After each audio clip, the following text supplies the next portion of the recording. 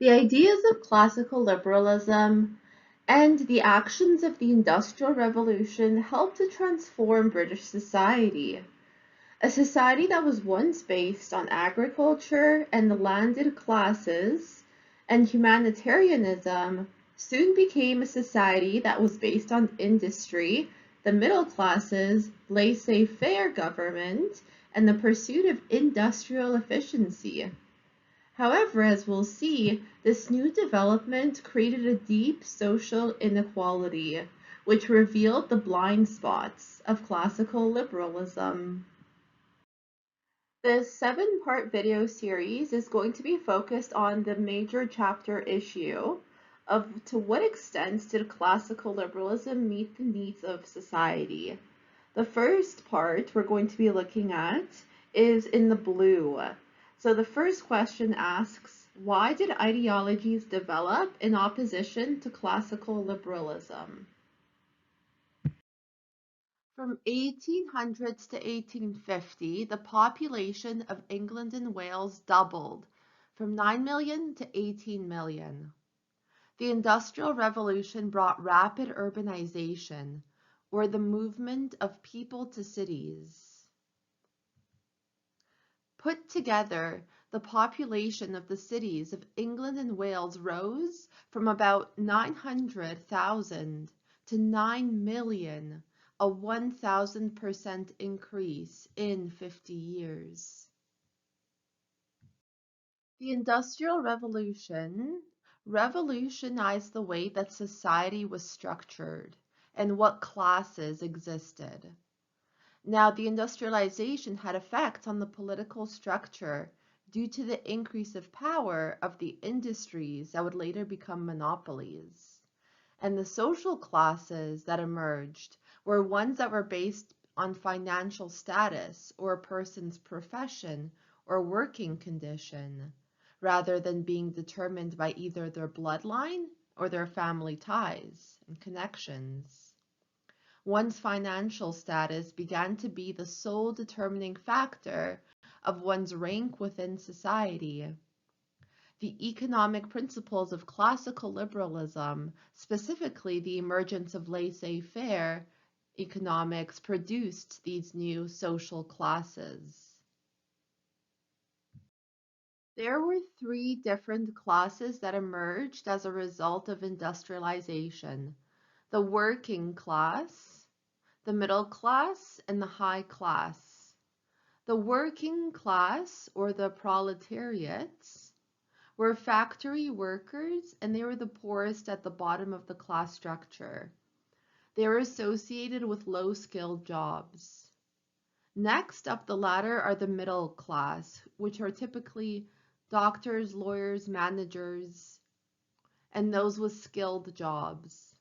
Now, lastly, we have the super wealthy. The top 1% of society owned the largest corporations and the most amount of wealth. It was extremely difficult to move from one social or economic class to another. On a more micro scale, everyday life also changed dramatically for everyone during this time.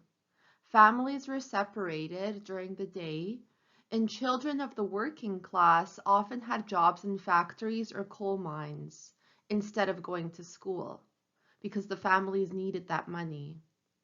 Workers during the Industrial Revolution faced long hours, poor working conditions, and minimal pay. While the Industrial Revolution was a time of great success for some, the success was definitely not shared by everyone.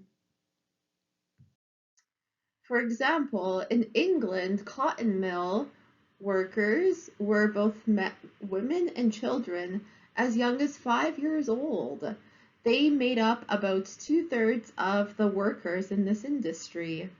They worked in harsh conditions from 12 to 16 hours a day for 6 days a week. They did not stop for meals, and there was no security for their employment. The women were required to work while pregnant. Notice in this photo how the building that they're working in has absolutely no windows and how many people are kind of crammed into one space. Everyone seems to be working in an assembly line.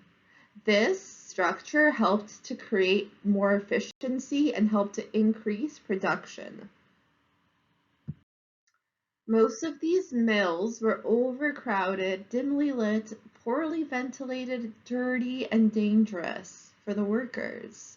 And as a consequence, workers suffered their health. They had digestive problems, lung pains, tuberculosis, and often their hands and feet hurt regularly.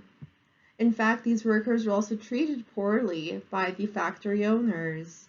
Their pay was deducted if they made a mistake, and they were required to work while pregnant, and if the child laborers made a mistake, they were beaten, or if they fell asleep on the job, they were also heavily repercussed. On top of the horrible working conditions for much of the people at this time, their wages were also very low.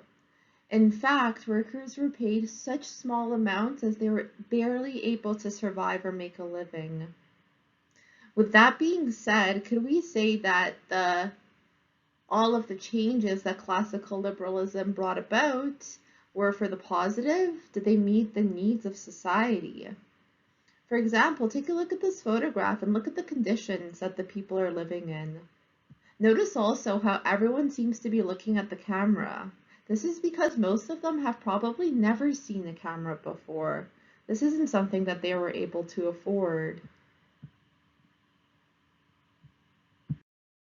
Now that we've seen some of the conditions that classical liberalism left the majority of society in, we can take a look at some of the minds who are inspired and moved by these social inequalities. They were some people who were just not able to stay silent on these issues, and they developed competing ideologies. We're going to be taking a look at these in our next video.